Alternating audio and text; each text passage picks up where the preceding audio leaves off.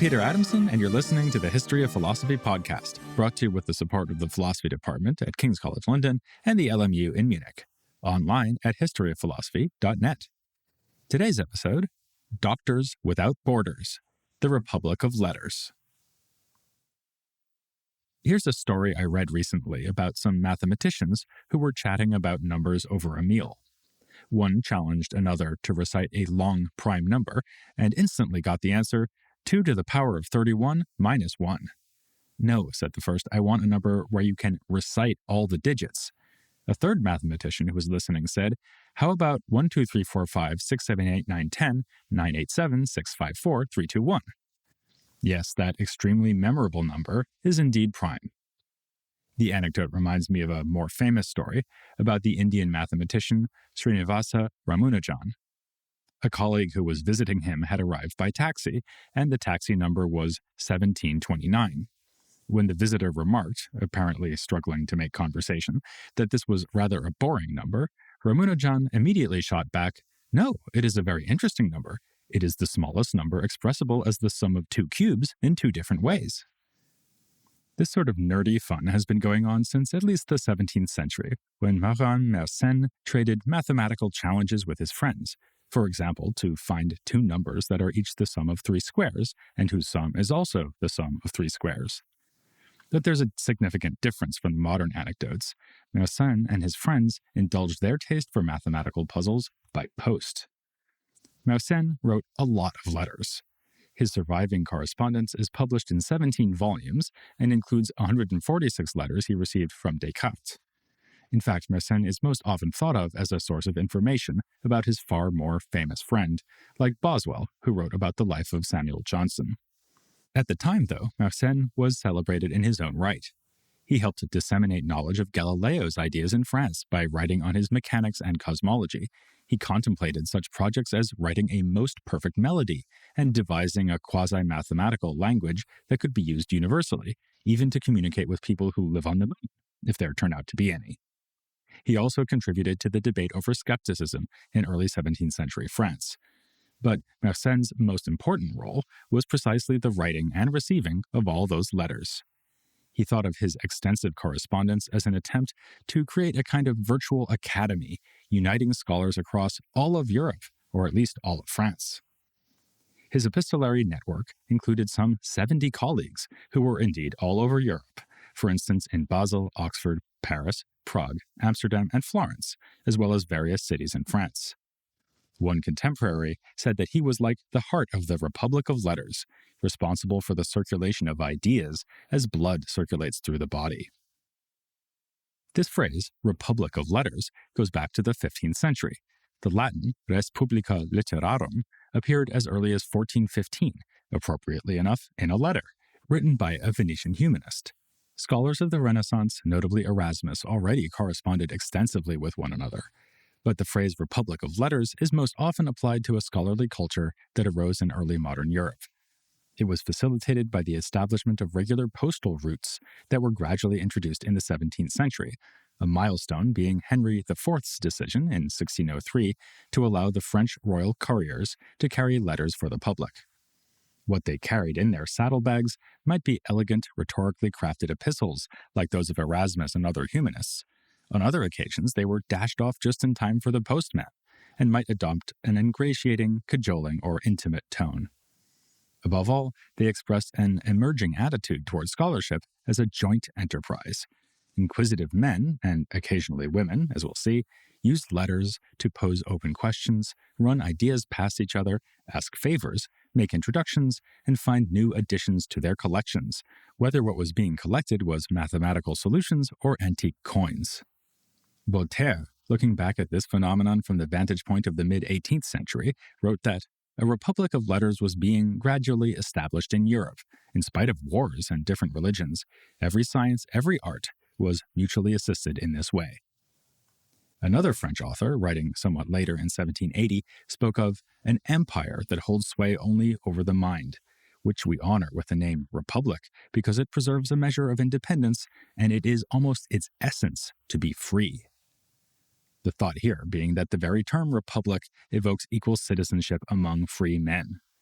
We duly find members of these networks calling each other fellow citizens, and observing that, if the commerce of letters is a true republic, as its name says, it seems that its true character must be liberty. Open communication across socioeconomic boundaries could sometimes be awkward, and lower-born scholars had to choose their words carefully when writing to members of the nobility. Yet, the Republic of Letters was far less hierarchical than the broader society of the period. What distinguished a member of this republic was knowledge, not noble birth. Nor were religious divides allowed to interrupt the flow of information and ideas. When Pierre Bayle founded his pioneering Journal of the Republic of Letters in 1684, he let it be known that religious affiliation would play no part in selecting the contributors who would appear in its pages. Here, he proclaimed, it is a question not of religion, but of science. We must therefore lay aside all those terms that divide men into factions, and consider that point that unites them, which is the quality of being an illustrious man in the Republic of Letters. It must be said that this conviction was sometimes undermined by sectarian bias. Ironically, Protestant scholars often assumed that Catholics could not be truly open-minded men of letters, precisely because Catholics, and especially Jesuits, were themselves too prejudiced to engage in the dispassionate search for knowledge. In general, though, the point holds. The exchange of ideas by letter was remarkably egalitarian and opened up opportunities for friendships based on shared intellectual interests rather than class, nation, or religious conviction. As the mathematician and philosopher d'Alembert remarked, the man of letters should deal only with those whom he can treat and regard in all security as his equals and his friends. One man who was widely appreciated as epitomizing these values was Nicolas Claude Fabry de Peiresc. Born in 1580, he enjoyed an education in Italy, Montpellier, and Aix, served in Parlement, and got a view of court life, but then spent the last 15 years of his life in Provence, away from the center of the action in Paris. It helped that he lived in Marseille, a way station between Paris and Italy, which meant that travelers could stop off to see him. But mostly he stayed in touch by writing, even with colleagues who lived in the Ottoman Empire. A collection of painted portraits at his house displayed his pen pals, including such luminaries as Joseph Scaliger, Isaac Casaubon, Justus Lipsius, Grotius, Peter Paul Rubens, a self-portrait, and Galileo. Peiresc tried to exploit his connections by interceding with a high-ranking cardinal to help Galileo when he was on trial, warning that this persecution was making the astronomer into another Socrates. Peiresc also organized such initiatives as a multi-city observation of a lunar eclipse intended to help establish the longitude of the cities in question. He was himself a practicing astronomer, in fact, the first person to see a nebula through a telescope. We know all this in part because of his letters, more than 10,000 of which survive, and in part thanks to a biography written by the French philosopher Pierre Gassendi. Given that Gassendi's name is now far better remembered than Peirec's, this may seem as if Johnson had written a biography of Boswell instead of vice versa. But Gassendi enjoyed a close friendship with Peiresc. Mersenne said that they were one heart and one soul. In another comparison involving Socrates, Gassendi admired Peiresc as being, like that great Athenian, a citizen of the whole world. Peiresc won the respect of Gassendi and others in part through his even temperament and fortitude in the face of adversity, manifestations of the virtue of constancy. Humanist scholars like Justus Lipsius had made this central to their revival of Stoic ethics. As you might remember, Lipsius's most important work was in fact called On Constancy. According to Gassendi, Peiresc adopted constancy as his goal in life after witnessing a battle between a flea and a louse under a microscope. The sight of the blood pumping furiously through the body of the louse made him reflect on the effects of anger on his own body. Perhaps it also led him to see disputes between humans as being no less trivial in the grand scheme of things.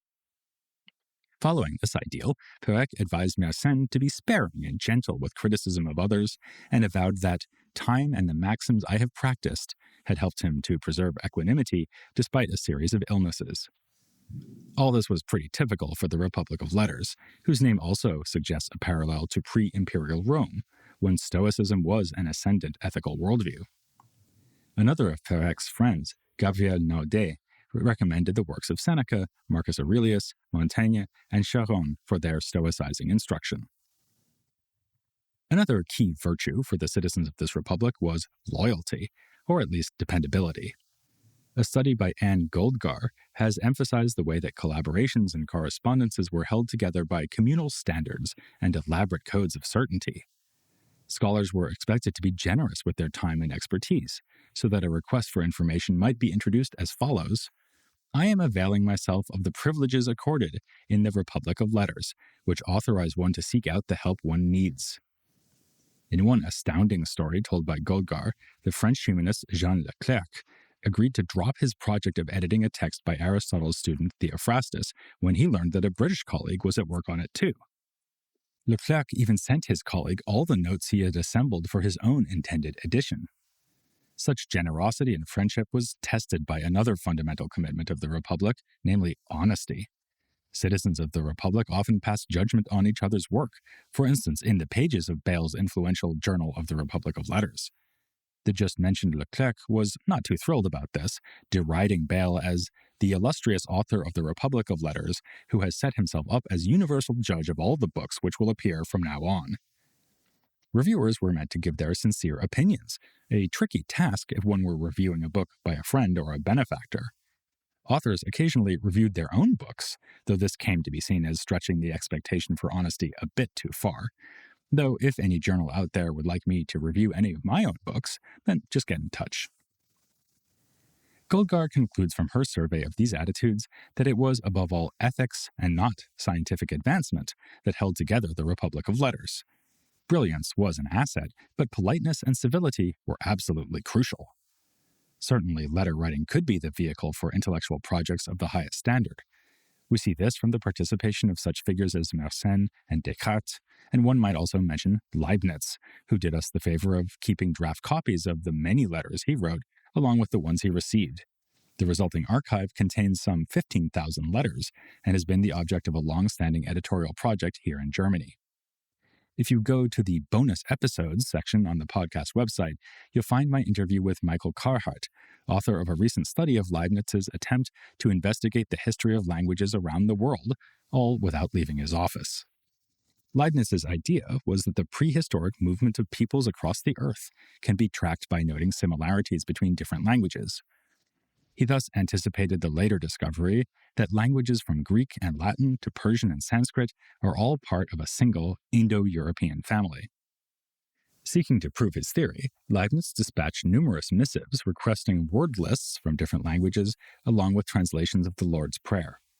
His inquiries went as far as China, since he hoped that Jesuit missionaries there could help him reveal the place of the Chinese language within his overall scheme.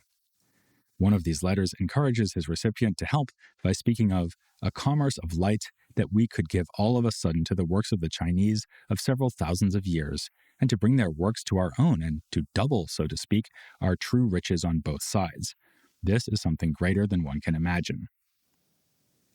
Plenty of ambition and brilliance on show here, then, but many participants in the Republic of Letters were focused on less theoretical matters. Again, Peiresc is a good example.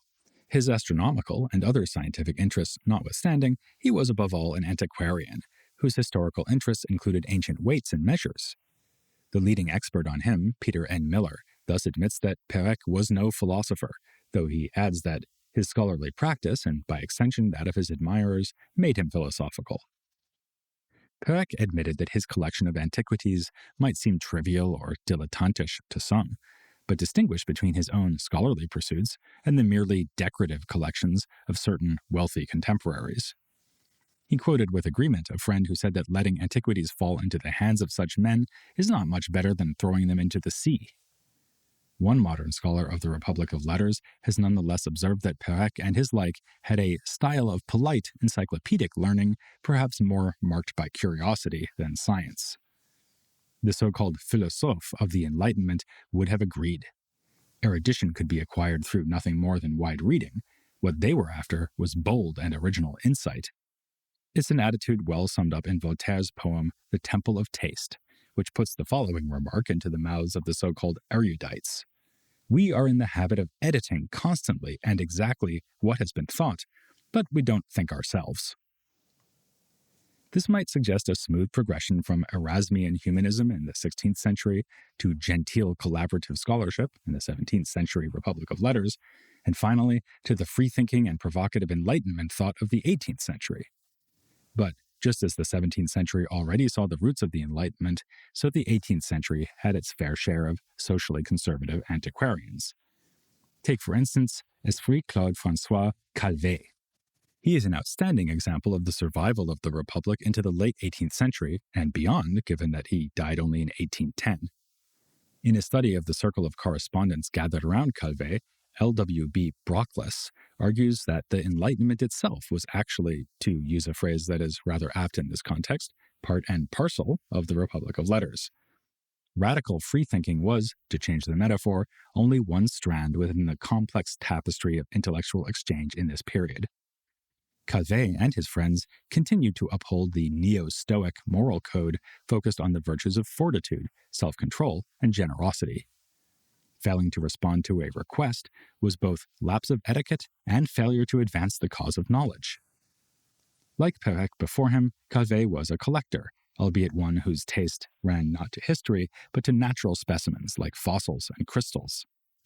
He and his circle used the language of enlightenment to describe their activities, even if these included the hobby of a bishop who was a noted collector of dried fish. Enlightened these men may have been, but they did not entertain radical political notions. Calvet was imprisoned during the French Revolution for being an extremely pronounced aristocrat, and when he was released, offered medical services to the Revolutionary Army, but only to stay out of trouble. So Calvet would probably have found the Republic of Letters as it existed back in the time of Mersenne quite familiar. But there had been some key changes in the form of new organizations and contexts of discussion that emerged throughout the 17th and 18th centuries. Though scholars never stopped writing to one another, the context and purpose of their messages was radically transformed by these institutional developments. For one thing, there was an increasingly blurry boundary between private correspondence and public dissemination. We see this from the career of the British literary maven Samuel Hartlib, whom a friend called the hub of the axle tree of knowledge, because, not unlike Mersenne in France, he connected together scholars and shared their discoveries by making them more widely available. Hartlib, in fact, had the habit of printing works sent to him without asking the author's permission. When he helped the Anglo-Irish religious reformer Dorothy More by sending her writing to the press on his own initiative, she reacted furiously, in a letter, of course, writing, "How do you think I am able to bear your printing of that rude, indigested paper?" Notice, though, that her objection was not to the publicity as such. It was because the published text was still an unpolished draft. Usually, Hartlib's colleagues forgave such indiscretions because his imprimatur on a piece of writing was a vote of confidence and a sign of quality. Hartlib himself never wrote anything, but was proud that he could connect authors to one another and to the public. Explaining the value of this service, he said, "It is certainly quite impossible for each individual, and especially those burdened with other business, by personal observation and experience of all things, to obtain certain knowledge." The Republic of Letters was itself intimately connected to further changes at the institutional level. As we'll be seeing in episodes to come, much science and philosophy was done in the context of learned societies and in the more informal setting of the salon. In both cases, letters remained important. Henry Oldenburg, the secretary of the Royal Society, used the post to stay in touch with scientists across Europe. He introduced researchers to people who could provide the information they needed, as when he wrote to Boyle, passing on a request from a correspondent who had been asking about the waters at Bath, he not judging himself to be philosophical enough to devise matter of his own. The salon was another way to bring together people who were learned, or at least witty. In this case, the meetings were in person, of course, but it was common at these gatherings to read out letters from those who were not present. Finally, I should mention again the appearance of journals, like the one founded by Bayle, which soon found many imitators. These put the sort of material previously found in private letters before the public. Journals were an important tool for joining together the forces of scattered scholars and could disseminate knowledge far more widely than the personal letter. Some journals were intended to acquaint readers of French with what was happening elsewhere in Europe, like the Bibliothèque Germanique, Bibliothèque Angloise, and Bibliothèque Italique, which published scholarship from Germany, England, and Italy, respectively. This brings me back to my motivation for addressing this whole topic here at the beginning of our coverage of early modern philosophy. As I said last time, that coverage will be organized geographically, which could obscure the extent to which scholars and their ideas crossed borders. One point of the name Republic of Letters was that it was indeed just one republic, a kind of quasi-state spanning across real political divides. This was not just wishful thinking, as we can see from the fact that correspondence continued between scholars even when their respective nations were at war. Voltaire was right to say that the Republic was established in spite of wars and different religions. Yet, national pride often threatened to rise above the surface. The citizens of the Republic were not above the occasional prejudice, as when one of them wrote that from German scholars one can expect solidity, exactness, judgment, and erudition, but not subtlety, brilliance, and delicacy. For that, you really need to look to the French. As if in response, Friedrich Gottlieb Klopstock's 1774 work Gelehrtenrepublik, meaning Republic of Letters, championed the German intellectual tradition, comparing Leibniz favorably to Newton. Another equally predictable prejudice ran across gender lines. As with the more literal political systems of the time, one requirement for full citizenship in the Republic of Letters was being a man. Actually, many of the leading male figures of the Republic did correspond with women, but tellingly were less likely to keep copies in such cases. Nonetheless, letters were a vital outlet for women's intellectual interests. For men, written correspondence could complement journeys to meet other experts in person, but for women who were discouraged from traveling away from home, writing was a precious window onto a wider world. You might recall the epistolary exchange between Marie de Gournay, the adoptive daughter of Montaigne, and Gournay's own spiritual daughter, Anna Maria von Schurman. Well, Gournay was only one of Schurman's many literary friends. They also included the aforementioned Dorothy Moore, whose thoughts were published without warning by Samuel Hartlib. Another member of this circle was Princess Elizabeth of Bohemia, perhaps the most famous woman philosophical correspondent of the 17th century, thanks to her exchanges with Descartes. Indeed, learning about the Republic of Letters, as we just have, makes for a good introduction to Descartes as well as to early modern philosophy as a whole. He too belonged to the band of brothers and sisters that made up the Republic, as shown by his ample surviving correspondence with Elizabeth, Mersenne, and others.